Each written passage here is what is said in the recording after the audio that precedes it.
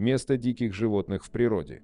Но иногда случается так, что жизнь детеныша дикого животного оказывается в руках человека. Так случилось с котенком Манула, мама которого неудачно сделала гнездо в заброшенном железном вагоне. Когда вагон перевезли в другое место для ремонта, мать Мануленка, испугавшись, убежала в лес. Котенок остался один, через 2 суток его приютили люди. Малыш попал в семью к Вадиму и Ольге Кирилюк. Кличку дали по названию горы, рядом с которой он родился, Даша Будлановна.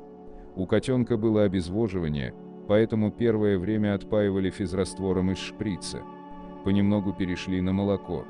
Постепенно Даша научилась сама сосать из детской соски. После еды ей массировали животик, как это в природе делает мама-кошка, и укладывали спать в импровизированное логово из картонной коробки. Поправившись, котенок начал есть специальную смесь и в 1,5 месяца получил свежее мясо. Даша быстро освоилась в доме. Научилась сама карабкаться на диван. На ночь шла спать в логово. Гнездо маленького Манула днем переносили в зал, а вечером в спальню. В 1,5 месяца у Даши поменялся цвет глаз с голубого на желтый, а выражение мордочки стало более суровым. В июне Даша впервые попала на природу. В этом возрасте в дикой природе Манулы выводят малышей из гнезда. Нужно учить Мануленка жить в дикой природе. Сначала она боялась и постоянно подбегала к приемным родителям, но потом немного освоилась. Даша очень любила точить коготки.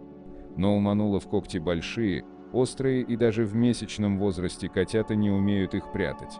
При ходьбе когти цокали по полу, а если Даша хотела по ногам забраться к маме, ноги покрывались царапинами. Когда Даша отталкивала или притягивала руки с бутылочкой молока, тоже оставались царапины. С туалетом тоже все получилось не сразу.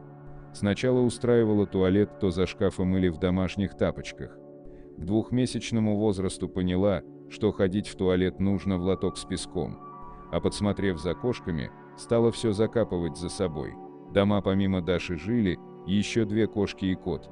Сначала дружба с ними у маленького Манула не складывалась, кошки чуяли ее дикий запах и шипели в ответ. Кошка Муся первая приняла Дашу и позволила спать рядом с ней в кресле. Рос Мануленок очень своенравным. Ласку Даша принимала только от приемной мамы. Чем старше Дарья становилась, тем больше дичала и предпочитала одиночество. Перестала спать с родителями, все чаще сидела у окна, наблюдая за жизнью на улице. Ночью и утром вела себя тихо. Просила еду вежливо, посасывая подушечку ладони. Или, услышав, что что-то достают из холодильника, бежала, вставала на задние лапы, упрашивая поделиться кусочком мяса. Когда исполнилось 4 месяца, Даше уже стало мало прогулок у дома. Она сделала гнездо в поленнице, а оставшись дома в одиночестве, жаловалась и яв-ваф-ваф. С каждым днем молодой Манул становился все более самостоятельным, все чаще не переносил ограничения свободы и злился. В дикой природе в этом возрасте Манулы обычно покидают гнездо и уходят в самостоятельную жизнь. Но во время зимовки больше половины из них погибает. Надо было что-то решать с будущим Даши. В зоопарк ее отдавать не хотели, так как изначально планировали отпустить на свободу. Дома держать уже тоже становилось опасно. Было решено отвезти ее на кордон Даурского заповедника, район, где обитают Манулы. Первый раз оказавшись на свободе, Даша убежала в лес, но ее вернули, чтобы она не потерялась и привыкла к своему новому логову. Круглые сутки молодая кошечка исследовала территорию, к вечеру возвращалась на кормежку. В 3 месяца в природе мама начинает водить малышей по окрестностям, сменяя убежище. Детеныши учатся затаиваться, подкрадываться тихо к добыче, нападать и убивать. Это основные навыки для выживания. Даша развивала эти навыки, гоняясь за кошками, играя с людьми, подкрадываясь и напрыгивая на кролика.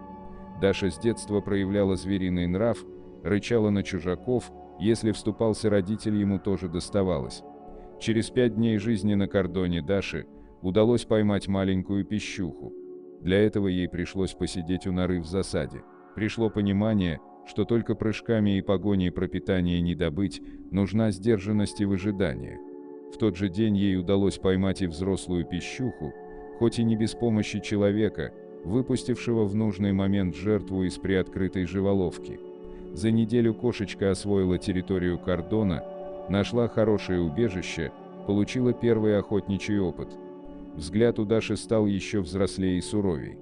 На кордон привезли кошку Тимку. Даша, уступая кошке в ловкости и прыгучести, брала свое терпением и настойчивостью.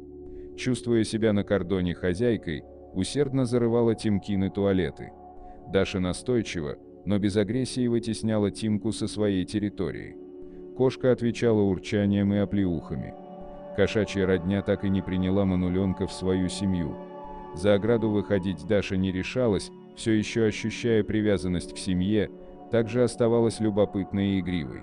Время шло, а Дарья как будто боялась покидать свое гнездо, хотя уже в природе кошечки ее возраста жили самостоятельной жизнью. К сентябрю Даша набрала 2 килограмма. Все чаще Манул смотрела на горы, и однажды ушла она выбрала жизнь на свободе.